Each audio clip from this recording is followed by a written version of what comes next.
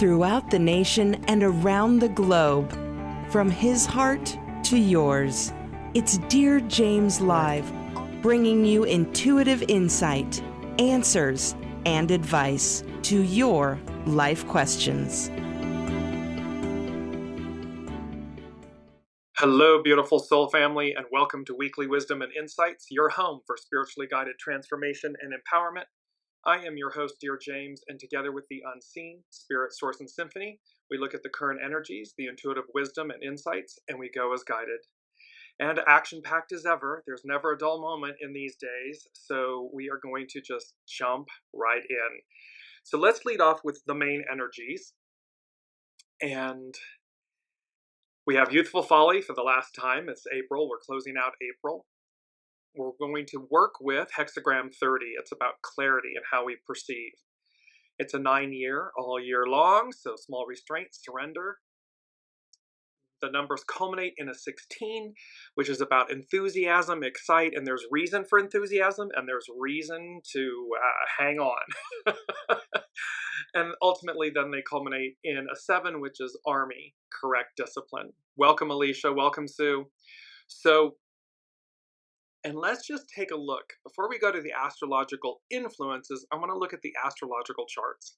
So, back on the 19th of April, we had the chart for the Sun enters Taurus. Very auspicious, beautiful energies and everything. That free-falling, breakthrough, breakdown moment. And 8 days later, we have the Taurus new moon. So the Sun enters Taurus, and then we have the Taurus new moon. These two charts, these energies are very similar. However, then we get to Venus enters Aries. And this is occurring today on Wednesday, April 30th.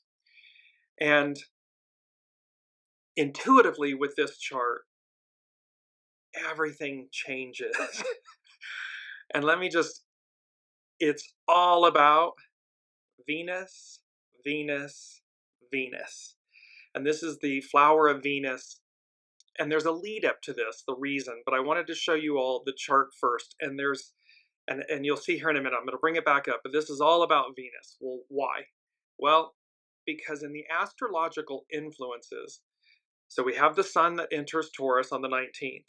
Then it's followed the next day by Venus conjunct together with the North Node, where humanity's going. Then on the 25th, Venus conjuncts Saturn. So we're here at the 30th, so this has already occurred. Then on the 27th, the Taurus new moon. And then again, 3 days later, today, Venus enters Aries at 0 degrees. Well, the astrological influences, the energies for that Venus enters Aries chart, it's all about game over, game, set, match. Meaning, so when we're looking at this intuitively, when I was looking at this chart, Venus enters Aries, literally it just came flooding in and they said, things get messy. So the unseen says, things get messy, conflicted, and challenging. Things topple over, begin to topple over.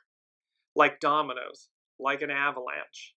Regimes topple over, regime change. Hang on. We've been talking about how there are two distinctly different trains, different paths, different lanes. And one is leaving the station, the other one is ending at the station. It's complete, it's done. So this, where Aries was conjunct the North Node, Venus was conjunct the North Node. Then Venus is conjunct Saturn. Now Venus enters Aries.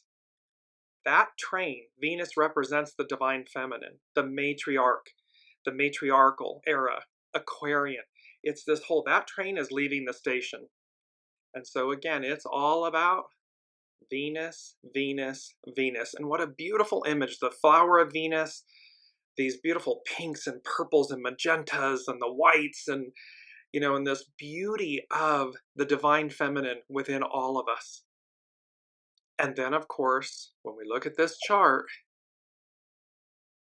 this, and Sue is saying, I've gotten dominoes as well. Exactly. There is this serious It's like, hang on, because again, those things that are meant, that have been the facade and that are meant to collapse, things are going to get messy because it's game over. It's game, set, match.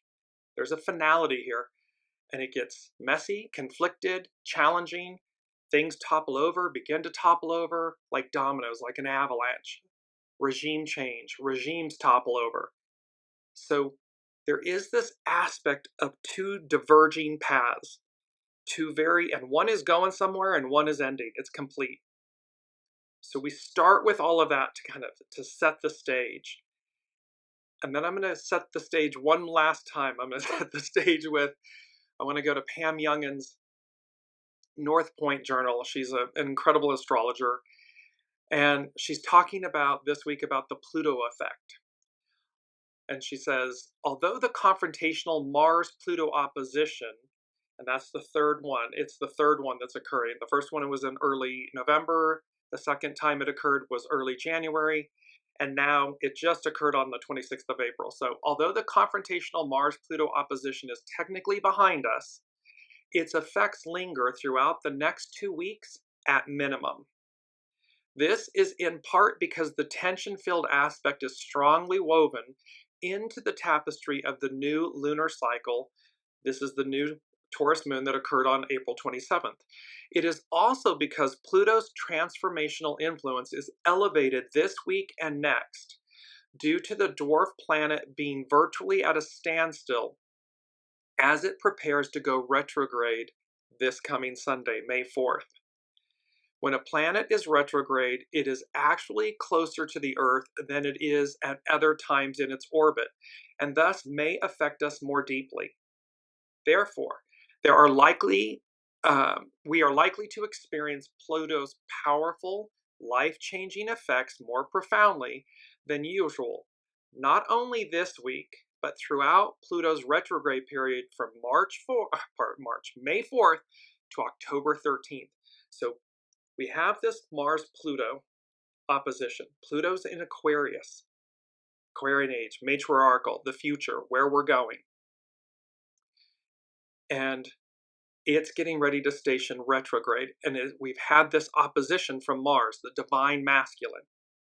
And it's about the purity of the divine masculine, not the shadow, not the aggression, the aggressive aspects, but the chivalry, the reverence, the purity of the divine masculine. These are opposing because there's tension. There's all this old goo, and it's going to be elongated because Pluto's retrograding, May 4th to October 13th. Pam Youngins goes on to say, Pluto is the great revealer, exposing secrets and illuminating the shadow. As the psychotherapist planet, it brings to the surface issues and emotions that have been suppressed or repressed, individually, collectively, globally. Its task is to reveal true motivations. We speak about this a lot. What's the purity of your intentions? What's the purity of your motivations, or the lack thereof? So its task is to reveal true motivations, especially those that are of a lower vibration, by helping us become conscious of the dysfunctional patterns or fears that have been controlling us from behind the scenes. It enables us to step more fully into our personal power. There's going to be greater clarity. It's number 2 from the unseen. It's hexagram 30 that we're going to be working with. This clarity. As the mythic god of the underworld, Pluto also takes us through a process of death and rebirth. It dismantles that which is no longer viable and initiates a process of transfiguration with an eventual emergence into a new form. There's a new train. It's left the station. It's leaving. The old one is over, so it's going to dismantle that which is no longer viable, and it initiates a process of transfiguration with an eventual emergence into a new form. We're talking about last week's show, we were talking about what I'm terming the divine DNA, this 98% of the DNA that has been dormant or dark. Scientists termed it junk DNA. And yet this instantaneous activation, this emergence of a whole new form of us. On a collective level, since Pluto is now in progressive Aquarius, this retrograde phase will be focused on tearing down outdated, divisive social systems and hierarchical power structures. That's patriarchal. This kind of divisive social system, this hierarchical power structures. That's the old. This process of deconstruction will likely strengthen once revolutionary Uranus enters Gemini on July 7th and begins its 3-year trine to Pluto. So Uranus, higher mind, God mind, higher mind. Expect the unexpected. Revolutionary advance. It's going to enter Gemini on July 7th, and it's going to then begin a 3-year trine. A trine is a harmonious aspect. We're going to work together in harmony. So Uranus and Pluto, going to be trine. They're going to be doing the disco, the dance.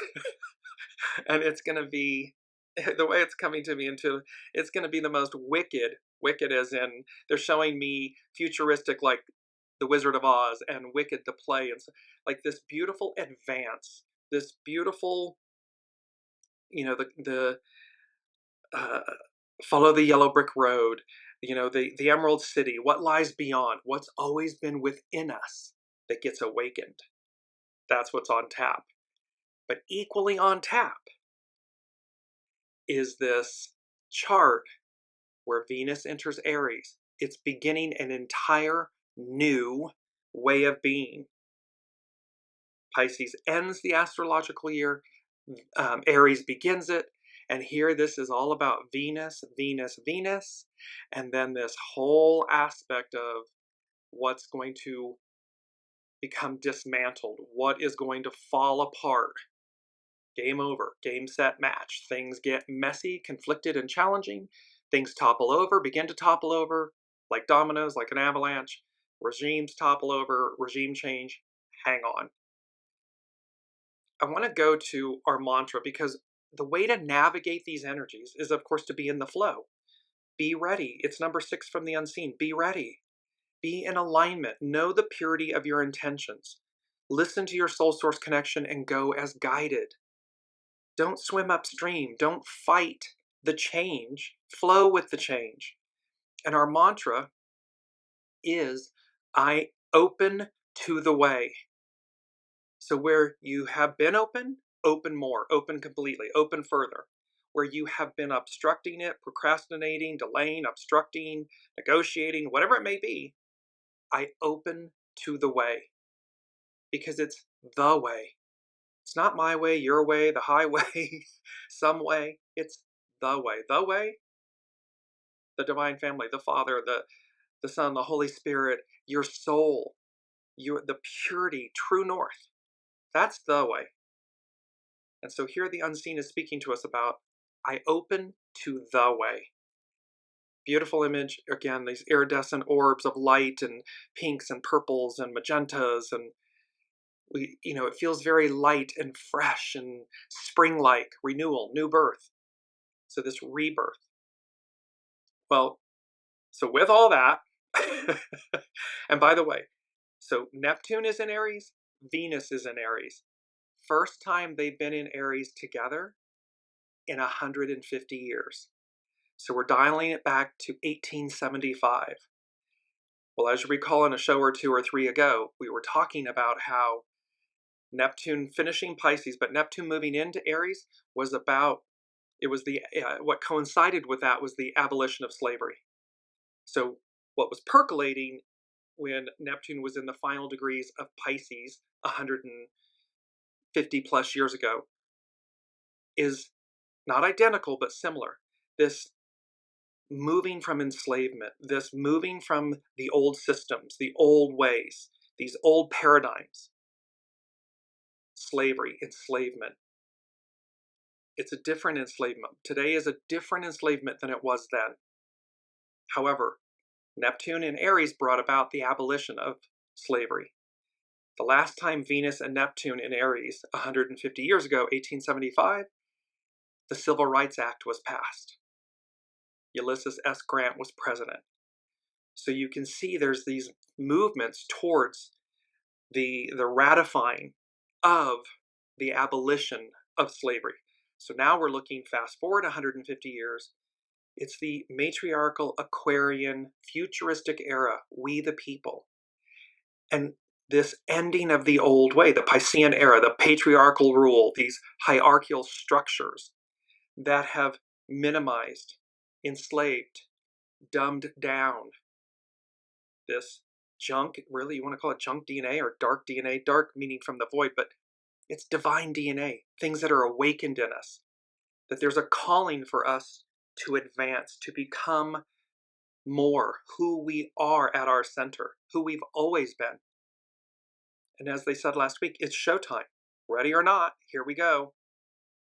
And yet you see, do you see how there are these people in positions of power, whether it's industry or government or business and so forth, this cleaving and clinging to an old story, an old script, an old way, as if their individual or collective efforts are greater than the unseen. Quote unquote, greater than nature, greater than the unseen, greater than source. We know this not to be true. It's laughable. Man builds and constructs, and Mother Nature in a nanosecond wipes it out, wipes it away. So as we move on, let's dump into we're gonna face, they said to us, you can't be the ostrich, you gotta face things head on. We're gonna face the first thing they said, and this is a very and before we do that, let's just go to our main theme ever so quickly, which is beautiful. Time to fly, soar, the magic within. And you see this beautiful kind of turquoise, iridescent blue, turquoise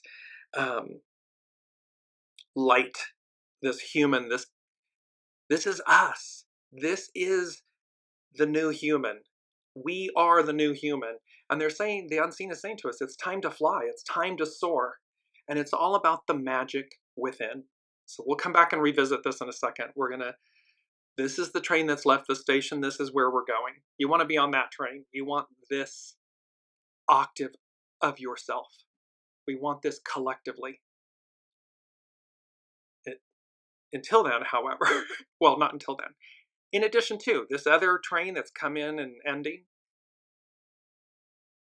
the unseen said, the first thing they said was, the downfall of Nero, Emperor Nero. So the downfall of Nero, the beginning of the end. The end, underlined, exclamation point. And then I heard the word overreach. So before we jump into Nero, overreach is our key word. And just bringing that up really quickly, you see this lightning with the purple and everything. So overreach. To fail by trying to achieve, spend, or do more than you can manage. Conduct that exceeds established limits as of authority or due process. This is coming from the unseen, and it is in our world news. So overreach, to do something that is beyond your ability to do. To defeat oneself by seeking to do or gain too much. To get the better of by deceit, cunning, or cheating. So this, and Sue was saying, I just got On the Wings of Love, and that was one of our shows many episodes ago, On the Wings of Love. She said it's playing in her mind's ear. So we have this overreach, and then the unseen saying, the downfall of Nero, the beginning of the end, exclamation point. The keyword overreach. And so Emperor Nero. And this is by the Stoic Handbook .co. Emperor Nero, the dark reign of Rome's most infamous emperor, AD 54 to 68. Emperor Emperor Nero is a figure synonymous with extravagance, cruelty, and madness in the annals of history. Emperor Nero, born on December 15th, AD 37, is one of history's most polarizing figures, often depicted as the epitome of cruelty, decadence, and tyranny during his reign as Roman emperor from AD 54 to 68. While some ancient sources paint him as a psychopathic ruler responsible for matricide, brutal persecutions, and the Great Fire of Rome, modern historians argue that Nero's legacy may have been exaggerated by his enemies. In this deep dive, we'll explore Nero's life, the gory details of his controversial acts, his cultural ambitions, and his dramatic downfall, offering fresh insights and lesser-known facts to uncover the man behind the myth. Now, you can see, this is the unseen, bringing to the fore history, lessons, examples.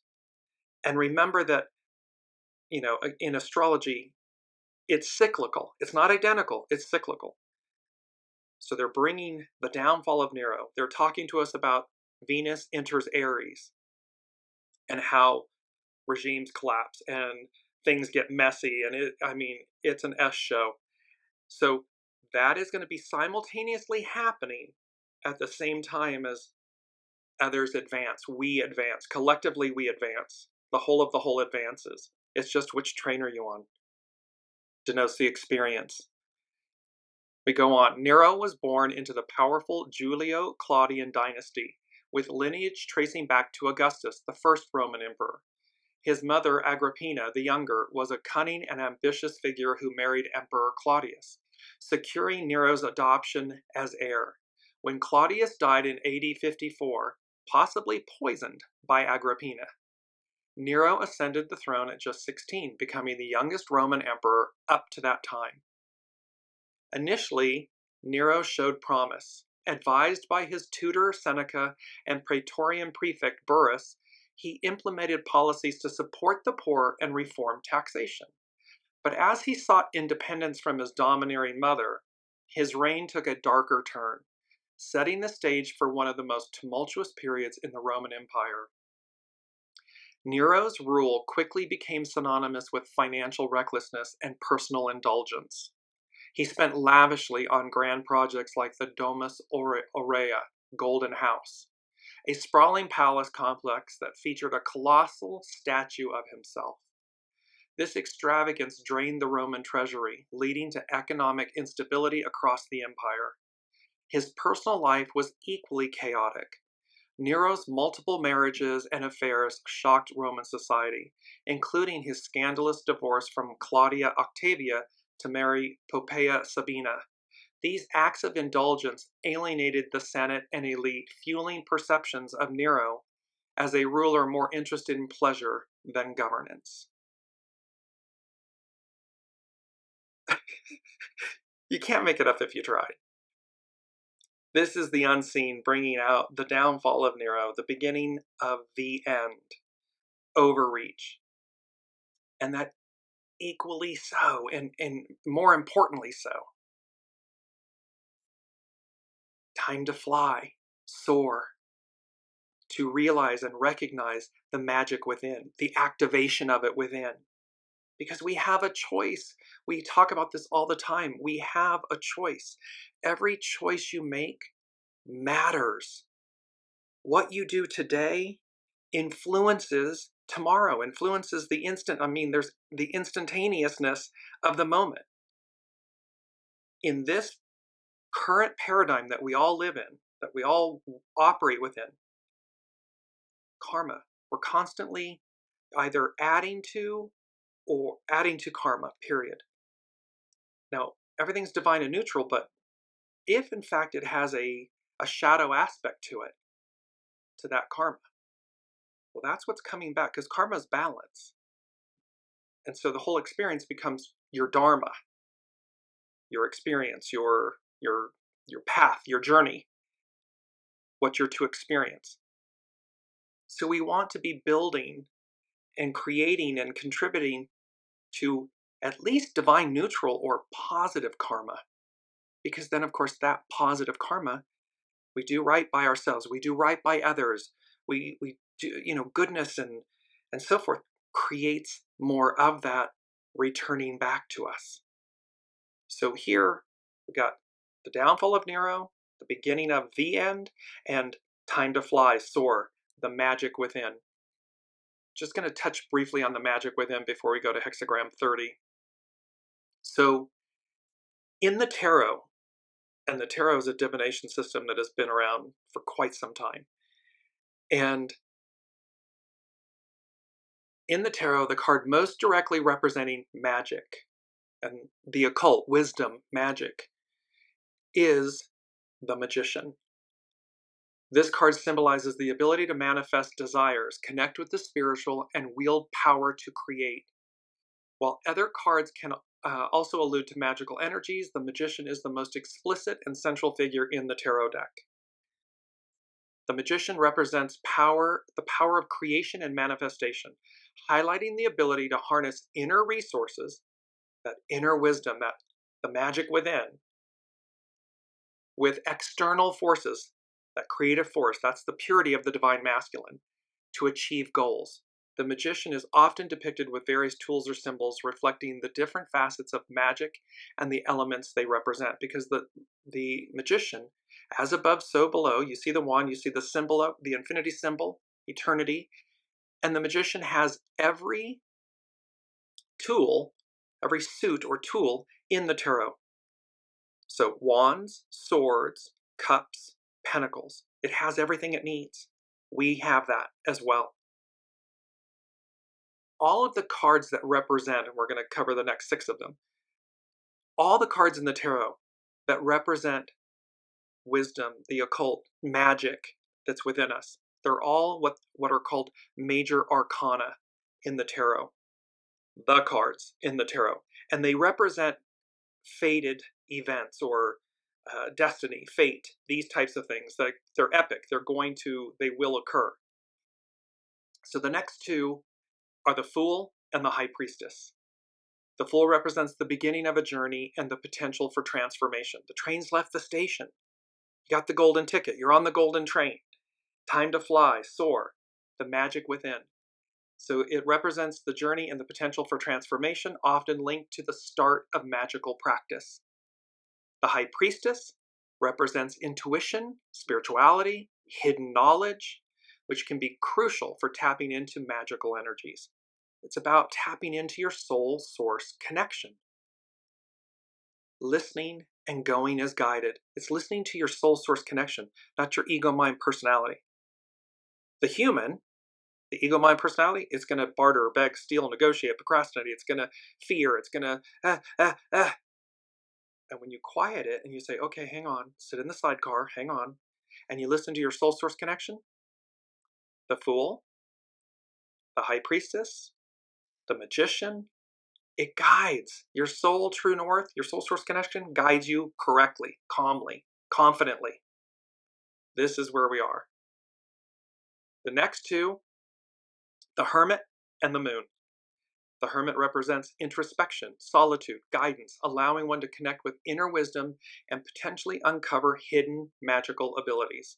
The Moon represents illusions, the subconscious, where we mask labels, identities, scripts, the things, things that have been hidden, the illusions, and the power of dreams and visions, which can be used for magical purposes. And last but not least, this is the counter, the Devil and the Tower. The Devil represents temptation, dark energies, and the potential misuse of power, often associated with black magic or manipulative practices. So it's equally important to recognize, the shadow, the devil within, so to speak, not to kill it or eradicate it. We talk about this all the time, but to know which path, which train to get on. And when is our shadow, our lesser selves, directing or guiding us versus the purity of our soul source connection. And then last but not least is the Tower. The Tower represents disruption, sudden change, and the potential for a turning point in one's magical journey. Remember, the Tower can be both, it's shocking, but it can be both shocking in a divine, neutral, perceived negative way, or of a divine neutral perceived positive way. It can catapult you forward in most miraculous ways. It can be the cosmic 2x4 that comes out of nowhere and just knocks you to your knees. These are the magic within. This is where this is all culminating. It's getting turned on. It's always been there, but it's going to get instantaneously activated, turned on. You want to be on the right train, the right lane. You want to be ready. There are within the SABIAN symbols for Venus, for the horary chart, where the event chart where Venus enters Aries. There's a lot about nature spirits. So we have this about the occult. It's number 4. We'll come to it in a second. I want to go to hexagram 30. So this is from Carrie Hone at cafeosoul.com. Hexagram 30, it's clarity. And I heard, it's number 2 from the unseen, and they said clarity. And then I heard the song Gravity by John Mayer playing. We've had this before. And the song Gravity by John Mayer speaks to the devil aspects, the shadow aspects in us. In his instance, the music industry, Hollywood, fame, all this stuff. And how gravity, how the shadow, the devil, the shadow, is trying to bring him down. But he sings about standing in clarity. Allow me to remain in the clarity, true north, the purity, the clarity of my essence and my being, to know right from wrong, to know which train to take, which lane to live in, to thrive in. So here, hexagram 30, Carrie Hone, cafeosoul.com. Its action is perceive. Our first quote, and it is, when you can appreciate nature's power to break through all barriers, you will discover that this same power is inside of you. See, there's this eternal light, flame, source, power that far supersedes man, what man, humankind, can do or does. And so when you can appreciate nature's power to break through all barriers, you will discover that this same power is inside of you. This is what's on tap. This is the train that's left the station, energies. Again, it's true. It's been true all along. It's just being magnified and amplified. So cafeosoul.com, hexagram 30. Clinging means resting on something. When the waters of the abysmal flow into the pit, we search for something to cling to. So when these things are regimes and collapsing and all this stuff, and the world is changing, and the era, the time, the way we have known it to be is changing in our personal lives and in the whole of the whole. We search for something to cling to. Li is the image of the clinging fire. So clarity is the image of the clinging fire. Formless except the essence of the fuel that keeps it burning. When the changes are underway, your only footing is the reference point of the self. So we look to ourselves, right? But we do that ego, mind, personality, human. So we look to this reference point of the self. When it too is undergoing transformation, when the self, ego, mind, personality, the human, is also undergoing transformation, you must find something more meaningful to cling to. Your soul source connection, source. The all that is, the true north, that eternal light. What emerges from any difficult transition is the discovery of that thing which will guide and support you when all else is taken away. We've talked about when you stand naked in an 8-lane freeway with all the high beam headlights on you. So when all the masks and the identities and the labels and the scripts and the stories and the belongings and these material things, when they're all gone, when they are no longer, it's about what emerges and what remains. That's what you cling to. That's what's real and true. That's eternal. That's your soul. So what emerges from any difficult transition is the discovery of that thing which will guide and support you when all else is taken away. This is like a light that is always burning in the darkness, Although events out there orchestrate the changes, they merely lead you to cultivate a shift of awareness in here. It shocks us. It's the tower. It's shocking to us. It's waking us up from our slumber, being on the treadmill. And so it's demonstrating, it's showing us where we became complacent, where we might have been lazy or defiant or whatever it may be. It's waking us up. It's our second quote. The master said, "The cultivation of the self consists in the rectification of the mind." So the cultivation of the self consists in the rectification of the mind. We gotta get the ego, mind, personality in harmony and unity and service to the soul, to your soul source connection. That rectifies the mind. It's in harmony, it's in ease, it's in flow. If it's not doing that, it's in dis-ease. Carrie Hone at cafeosoul.com, she goes on, "That which is bright rises twice. Even the most difficult circumstances cultivate your inner fire in a way that allows you to shine more brightly out there." This is all for us. It's happening for us. It's painful, it's messy, it's not pretty, but it is a result of the choices individually and collectively. So whether this is happening in our lives, in our businesses, in our governments, in worldwide in our institutions, it's happening because it's based on the choices we've made. After the abysmal waters recede, we often arrive at the suchness existing at every moment, without the need to look any further. You may discover what is, and stop fighting the very thing that shapes you and reveals your purpose. See, stop fighting your soul. Stop fighting who you are at your center. That's where you shine. That's where you thrive. That's where you excel. And anything obstructing that is less than that. Why would we want to be that when so much more greatness exists? What is, is. Life is like a flowing river. Identify its current to know contentment. It's about be ready. It's about to be in the flow. When life is free to move spontaneously, a beautiful harmony can be observed. Obstruction only emerges because you may be classifying things in terms of good, bad, right, or wrong. But the idea of obstruction is a human-made illusion, because everything's divine and neutral. It's for us to see through them. Nature is blind to the idea of obstacles, except in the way that it tears them down. What you may call difficulty is the tearing away of what is blocking your inner light and movement. Source, the all that is, true north, it's always wanting the most for us, the best for us, the highest for us.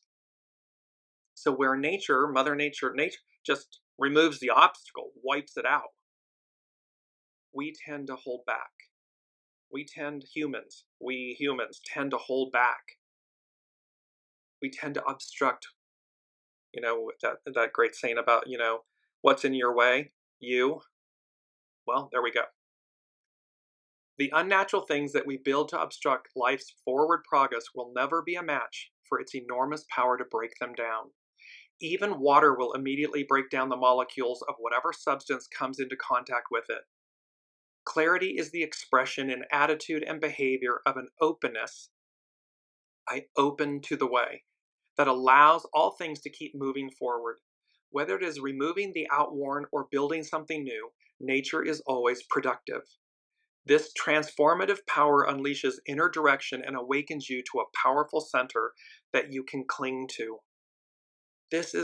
You want to cling to the purity of your soul, of your essence.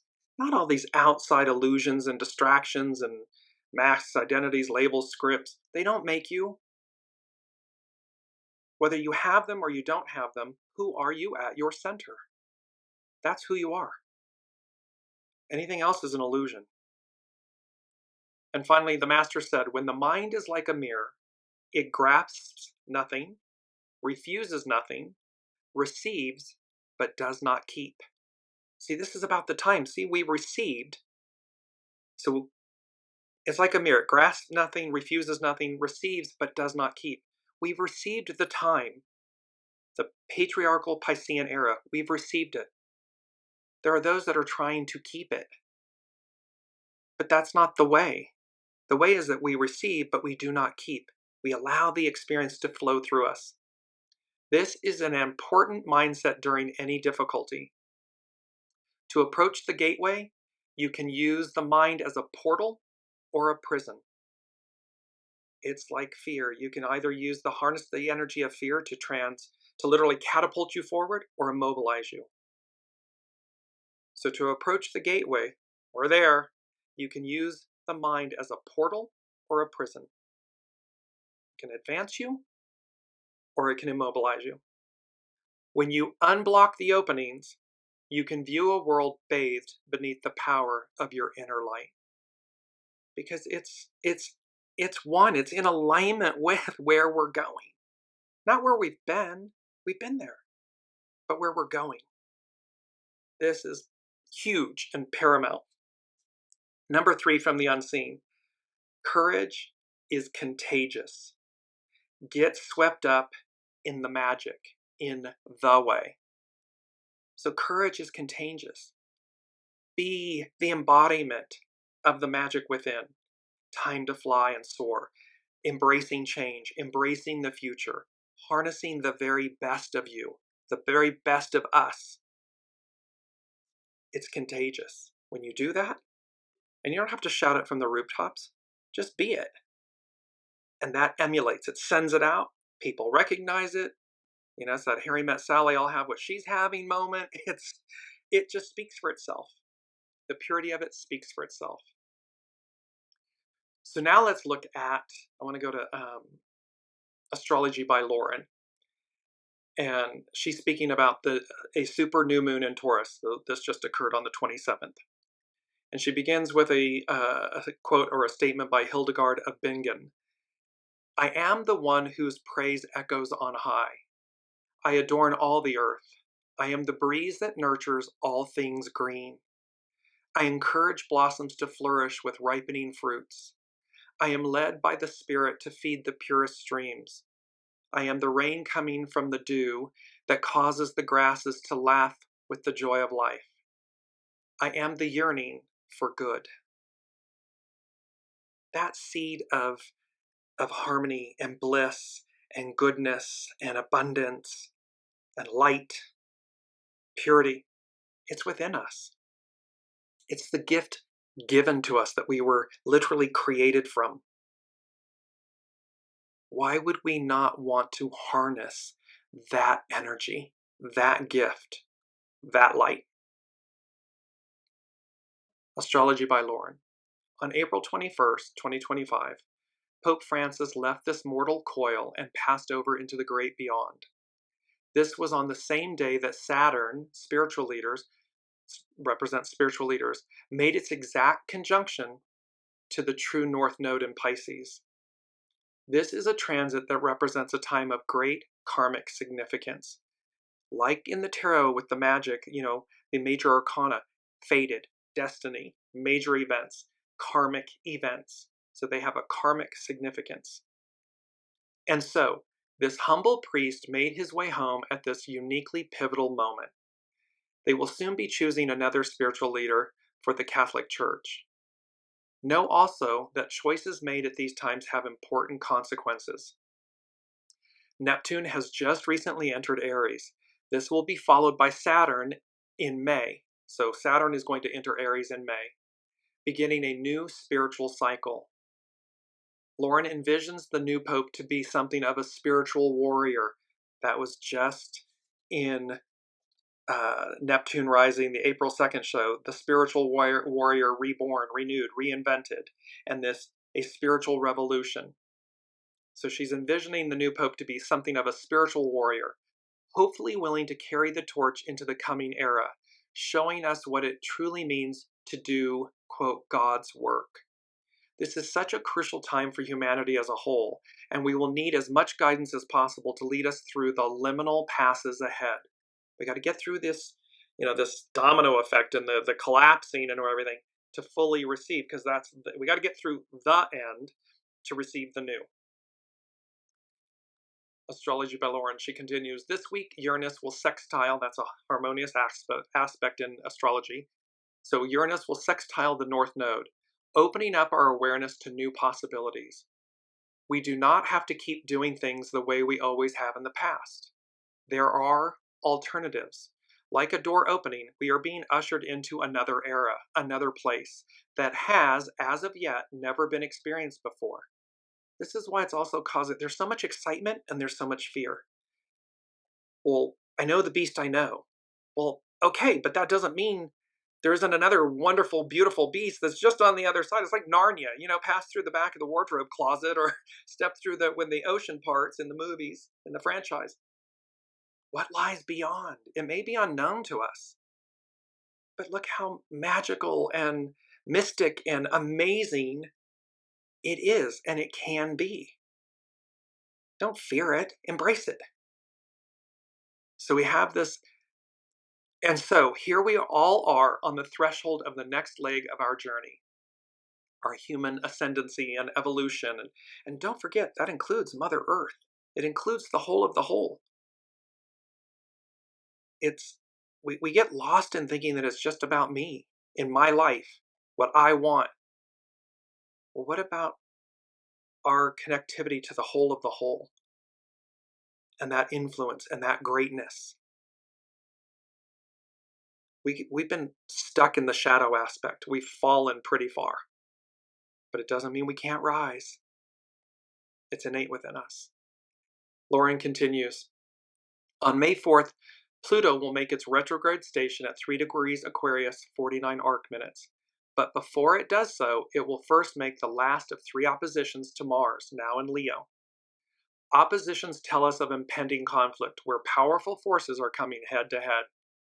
This too could look like the fall from grace of a powerful leader, but of a different sort from the passing of a much-loved spiritual leader. So it's vastly different from that of a much-loved spiritual leader.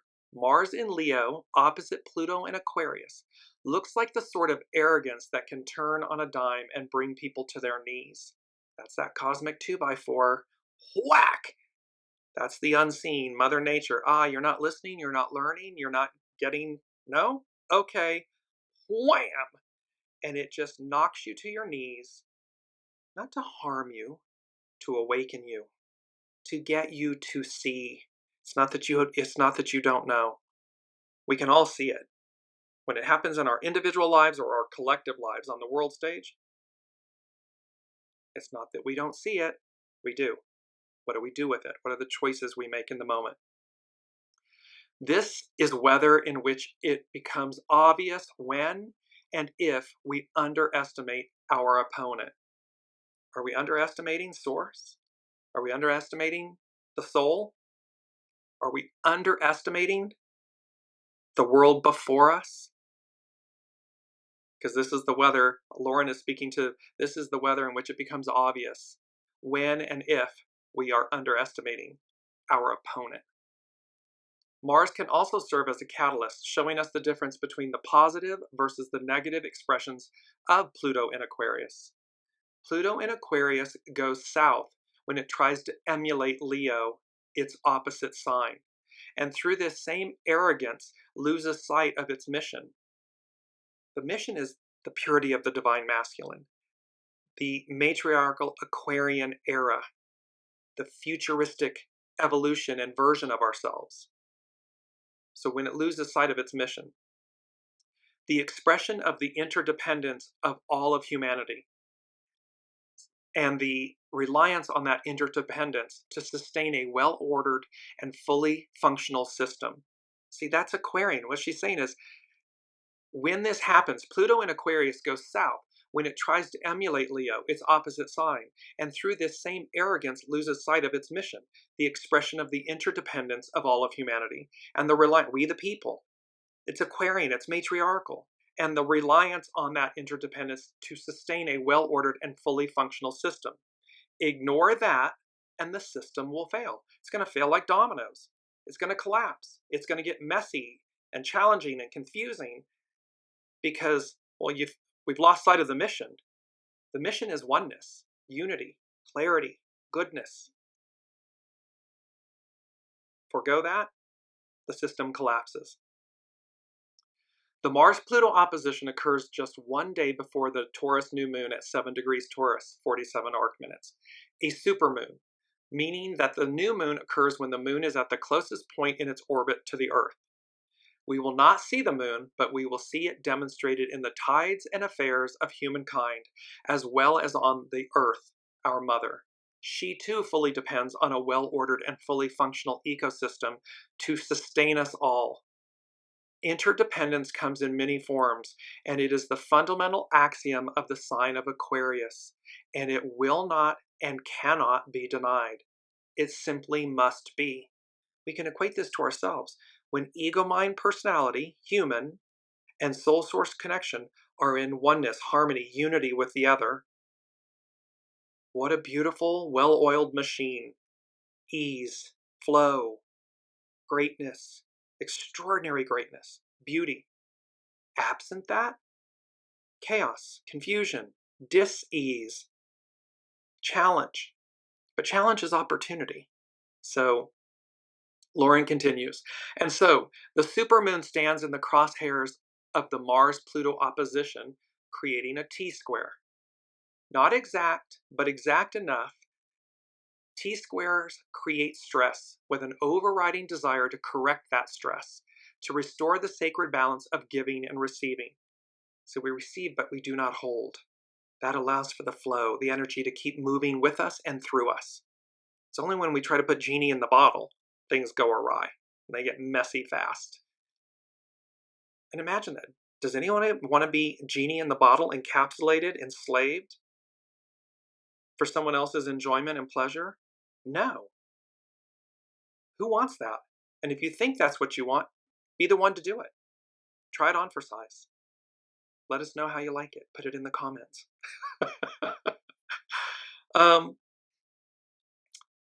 Following up on the last quarter moon, which was bringing closure, new moons, such as the one on April 27th, are about new beginnings.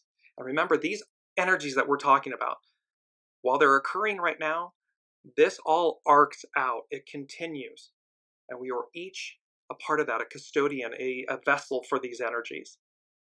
So while we're talking about it right this minute, these energies are going to arc out. All of this is going to arc out for some time to come. Taurus is a sign of peace. This is where the new moon in Taurus. Taurus is a sign of peace, a sign of the natural world, firm and solid beneath our feet, sustaining, supporting, and holding us. It does not falter, even under extraordinary conditions, even when it rocks and roils. It only does so to correct and restore its own natural equilibrium. And so we must also, must we also on occasions have to rock and roil to restore our own stasis, security, and safety. And the unseen is showing me earthquakes, natural events that occur. Well, this is in accordance with Taurus, Earth, this firm foundation. It has to adjust. It has to release the tensions and the things that we as humans have done to Mother Earth and are continuing to do. Well, it's like consuming something not good for us. Well, what does your system, your body do? It expresses or expels it somehow, some way. Mother Earth does the same thing. On May 1st, we celebrate Beltane, May Day, in mid-Taurus, one of the fixed cross quarters of the year, a time of celebration for the Earth, the greatness of her beauty, and the richness of her potential. And so too is the new moon a time for potential. In this case, the potential for all things gloriously Taurus, which includes things like restoring the natural rhythm and balance of our lives. It's about bringing in harmony and balance, ease, flow, goodness, greatness. What is ours is ours. What is yours is yours. You don't have to compete. You just show up. Just show up. Listen to your soul. Go as guided. And then remember, when you receive what is yours, or if you don't receive what is not yours, don't hold on to it. Be the custodian of that moment, that energy, and then release it. Because sure as fire, the next beautiful element is coming right behind it. It's a continuum. Life, our human existence, our journey, it's a continuum of all of these experiences. And it's like, how many are we able to experience in a lifetime? It's dependent on us. It's dependent on the choices we make. Are we in the flow, or are we obstructing ourselves? And then collectively, our collective advance. The new moon in Taurus is our opportunity, humanity's opportunity, to make the right sorts of decisions based on our true priorities. It is a moon we can use to ground ourselves, to create greater ballast and security. New life, new growth, new seeds of potential can arise out of the new moon in Taurus. We simply have to choose it. And this is where number 4, and it ties to that NERO and the Pluto effect, the downfall of NERO, Pam Youngin's North Point Journal, the Pluto effect. The Unseen said, the occult. Occult means supernatural, mystical, or magical beliefs, practices, powers, or phenomena. That's what occult means. Occult is like wisdom. It's wisdom. So supernatural, mystical, or magical beliefs, practices, powers, or phenomena. So the occult takes center stage. Wisdom at its finest, its highest. It's these two juxtapositions. You can either be, the way they're giving this to me, you can either be down in the slums, or you can be at the highest peak of the mountains. You can be at the highest point. And remember, courage is contagious. All of this is contagious. So whether it's shadow, ick, goo, or your greatness, your light, your divinity, this time to fly and soar, the magic within, it's contagious. And so the occult takes center stage, wisdom at its finest, its highest. And then number 5 from the Unseen was, I started hearing the lyrics. It's to Cher's Believe. It's, do you believe in life after love? And then they said, the soul moves on, carries on, moves beyond the ego, mind, personality, human, to a new level of being, a new level of existence. So 5 denotes change. Do you believe in life after love? And the soul is saying, listen, we've waited long enough. The Unseen, we've waited long enough. The Piscean patriarchal era, we've waited long enough. Do you believe in life after love? The soul moves on, carries on, moves beyond the ego, mind, personality, human, to a new level of being, of existence. Be ready. It's really quite simple and yet profound. And it's about the choices we make. Do we choose to align with it? Do we choose to have full faith and trust? Because faith and fear cannot exist in the same place at the same time. You have to choose one. Because otherwise you're just in limbo. It's stagnation. Astrology by Lauren concludes with this. It's an excerpt from Stephanie Kaza. Dear Mother Earth, help me to stand firm on my own 2 feet, drawing on the solid earth below me. Help me to know the constancy of your strength, the power that is you. Help me to dance in the sky and sing praises to the life all around me. We are part of Mother Earth. We stand. We are one with her.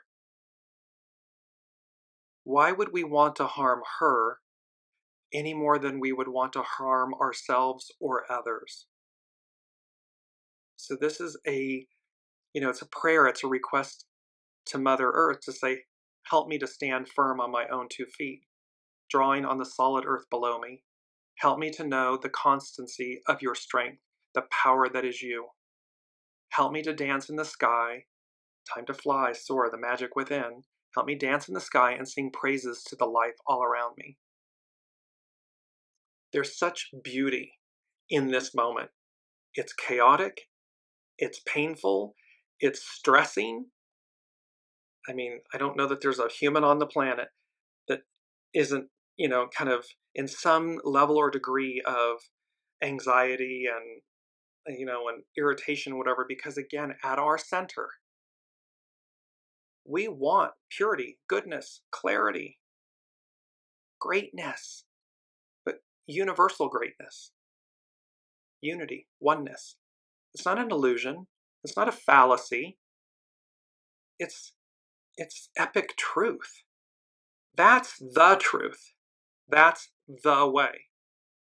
Anything other than it is an illusion. It's like a cloud in the sense of like, I'm not getting the words that I want, but it's like a degradation of it. It's something that is foreign to us. It's the shadow aspect, the devil, the lesser, and thereby we have the opportunity to choose differently. I open to the way. I'm going to post all of because I'm mindful of the time, I'm going to post all of the SABIAN symbols on the Dearjames Facebook page. They are epic. I'm just going to give you very quickly a few of them because we have the Mars-Pluto opposition. Mars, a conservative, old-fashioned lady is confronted by a hippie girl. The need to transcend our subservience to fashion in morals as well as in clothes. So this is about the reality of social values, meaning what are the cultural values and how do we evolve? We are not today what we were, 5,000 years ago or 2,000 years ago. So here's this conflict. So Mars is bringing up for us to see it's time to evolve, the relativity of social values. It's time to advance. Pluto, a Hindu yogi, demonstrates their healing powers. This is about how it's about being in harmony, perfect harmony and identification with the divine whole. Self-discipline, purity of motive, compassion, faith in the divine order is required. It's the focusing of spiritual energy. We've got time to fly, soar, the magic within. The occult takes center stage, wisdom at its finest. This is about focusing of the spiritual energies, that which is unseen. The sun is a woman watering flowers in her garden, development of the powers of the mind on which ego consciousness is based. So this is about cultivation, that we cultivate this higher octave of ourselves, of this higher octave of our mind. The South Node, it's what we're releasing, humanity's releasing. A boy with a censer serves the priest near the altar. The first stage of actual participation in the great ritual of planetary evolution, of which we are a main player, a part. This is so beautiful because what it says is everything we do so in the presence of God. That's what this symbol speaks to. It says practice in the presence of God. What are the choices you would make if before you made them each and every time, you said to yourself, I'm doing so in the presence of God?